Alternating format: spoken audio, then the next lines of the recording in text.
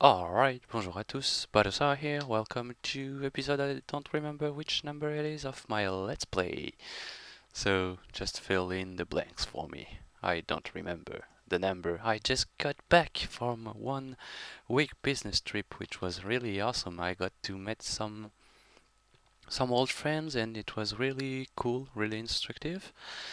And I had a great time.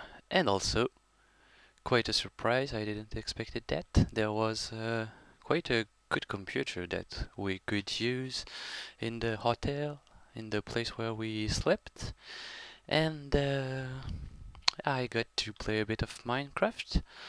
I didn't have my save, so I couldn't play it in my world, but I got the opportunity to try one of the designs I had in mind, and that's the beast right there. I called it the Rube Goldberg style Southern Factory. I'll probably have to say that again. The Southern Factory, but with the Rube Goldberg style. So that's the plan. That's what I did lately. Was quite fun. Something I had in mind for quite a while now, and that was a good opportunity to test it in a creative test world just made for that. The point of it, as the name suggests, is to make solderns, but starting from the pottery, and that's a waterless design made to work in the nether, and I wanted to have a cool look. The Ruth Goldberg style was always something I wanted to play with, and this setup from Batters and Walls, from pottery to the Southern, kinda screams for a design like that. So let's have a closer look to the design. That's gonna be the episode today. As I told you, I just came back today. It's actually 3 a.m. in the morning. I'm gonna quickly record and render that so you could have something to watch. So yeah, how does that work? First, at the top, we have a clay dispenser that places clay block under a double piston extender that will place the clay on the turntable. Once it's an urn, this design will only make urns. There's a piston right here that will push the urn into this dispenser here. That was just for testing purposes. Let's get rid of that. We have two hopper here because I needed some place for the wiring and I couldn't place the dispenser here. It was here at first, so to gain some place I just added a second hopper to have more room for the setup here, because since it's gonna be a waterless design, I want to be able to easily get the clay back to the dispenser. So what I did here is a simple, well, I think it is simple thing that will detect when it's an urn or a clay block. When it's an urn, it will fall down over there into the block dispenser, loading the kiln, and when it's a clay block, it will be pushed first by this piston, then by this one, and then this one, and goes back into the clay dispenser. Since we can't move the items because we don't have water and I didn't want it to use a pulley, I thought that the most efficient way was to actually use the ability for the block dispenser to make clay blocks. This way, from the clay balls items, I make the clay blocks that are more easy to move and to go back into the loop from the clay. So let's have a look at it while it's working. It might be easier to understand. Down there we have the circuitry for the double piston extender right here. That's the timer for the solern. So let's have a look. The urn is being made on the turntable here. When the signal will come from here, it will go to the piston, which will remove it, and then to the double piston extender to place a new clay block back from the block dispenser inventory. A bit later, let's have a look at this part, or approximately at the same moment. When the urn moves, we have the setup here that filters the clay block back on top and the urns downstairs. So as you saw, it was a clay block, so it moved back up. And let's watch it with the urn. The urn falls down to the block dispenser for the kiln. So what happens is that I have two pistons under behind the gold blocks, just there and there. Sorry about that. As you saw, the two gold pistons extend, then the block dispenser places its block. If it's an urn, when the two gold piston will retract, the urn will fall down.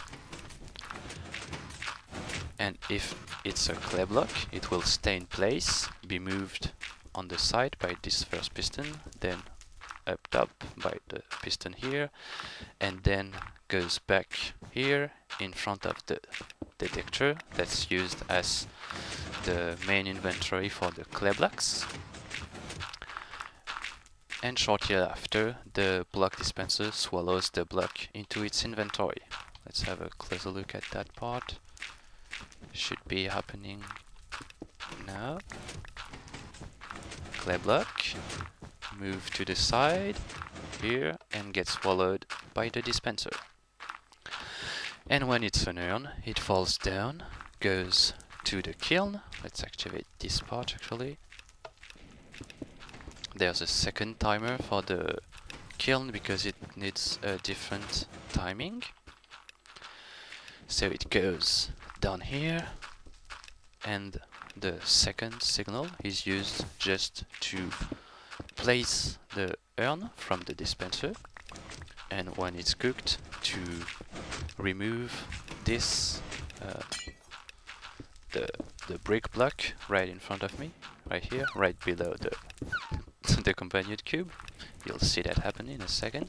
And also the kiln here, which allows the urn to fall down right into the last hopper, which will place urns here into the Soulurn maker. So the Soulurn maker is completely independent from the rest, except the placing the urn part. So every time an urn is being made here, let's just wait for that,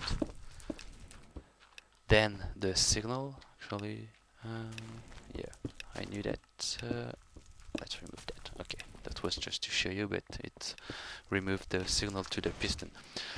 Whenever an urn is being cooked and harvested by the dispenser here, let's wait for that, there we go, a piston move on the side here to place the urn in front of the body block. When the body block detects a change, because it detects the change from an air block to the urn that goes in front of it, it will trigger two things. First, 8 block dispenser loaded with ground netherrack that will fall,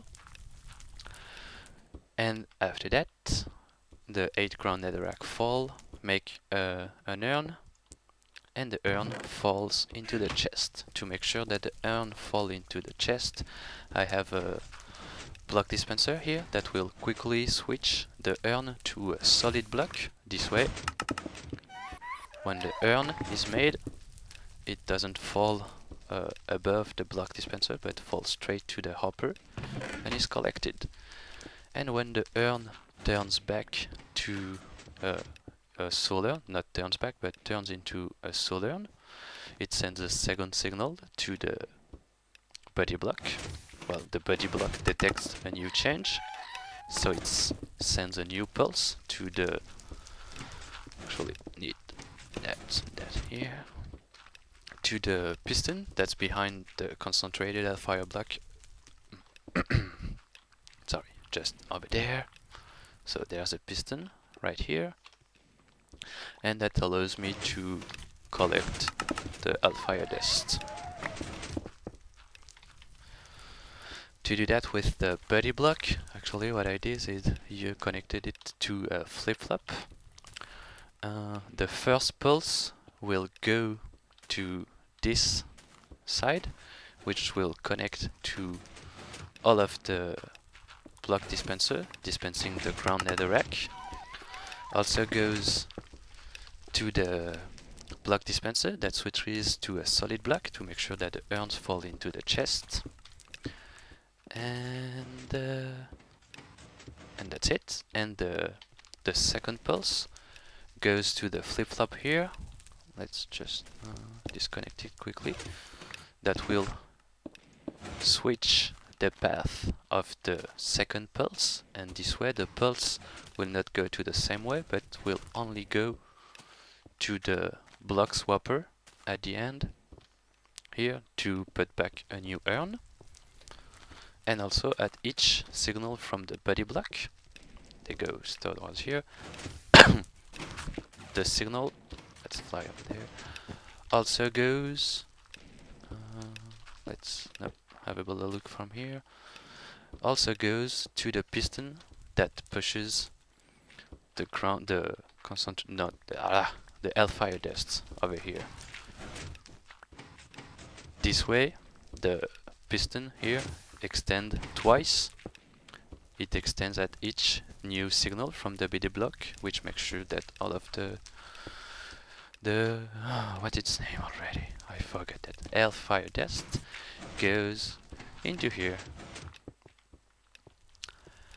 And yeah, actually I jammed it because prevented the signal to go inside. Let's do that. There we go. And I swapped the flip-flop signal here. There we go. That's how it's supposed to be. No. Okay. Oh, seriously?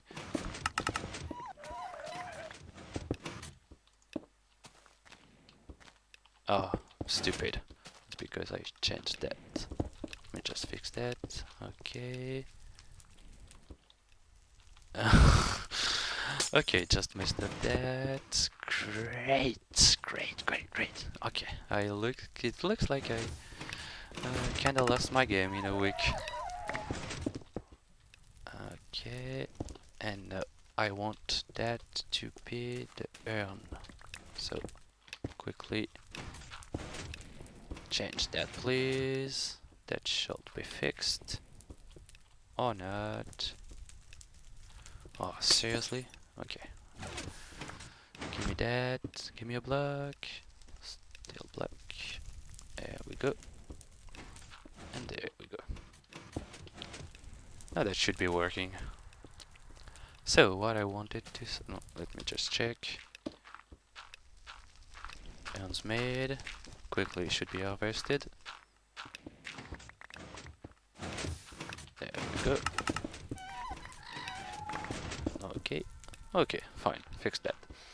So yeah, that part is independent, which allows me to, whenever I want, just press the button for the piston right here, which will simply move an urn and triggers the soul urn part. So if I have extra urn that are made from anywhere else, another setup, I can just manually place them into this block dispenser, turns everything off, connect that to a clock that will simply push the piston every 10 seconds, and that will make my soul urns automatically.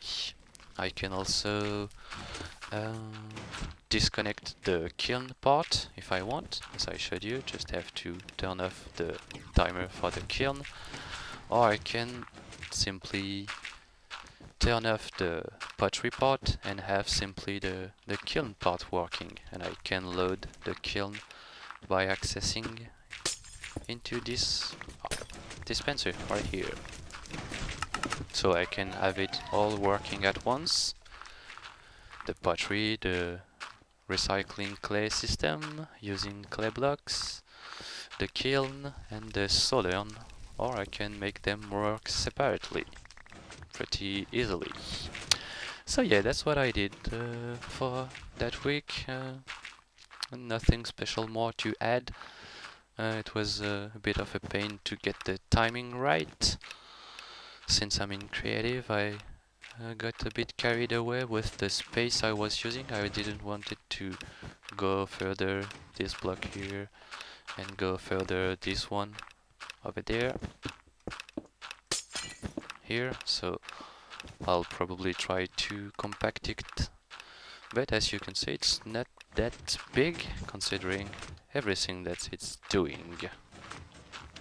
And I love how it looks. Really cool to watch doing its thing on its own. Yeah, I'm proud of me. I like this one.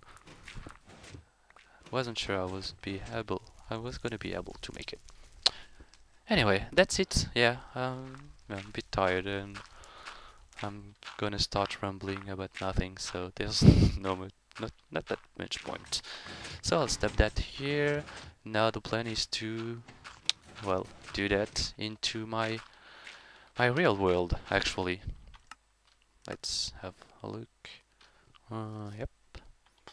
So yeah, that's where I want to do it. I just started getting some stuff ready. Brought a whole bunch of stuff, redstone, axles, gearbox, turntables, more redstone. And I want to put that here. Maybe I'll try to make it two. That was the initial plan, but I'm not sure I'll be brave enough to make it two, so I'll probably just make one over here. Just there, protected with glass and visible from the rest of the building and everything. So yeah, I'll start that, and that's gonna be the plan for the next episode, along with the finishing the mob trap part, but that's gonna be much easier to do. It's gonna be quick now. Anyway, that's it again, and for real this time. So I hope you guys enjoyed the video, and I'll see you soon. Bye bye.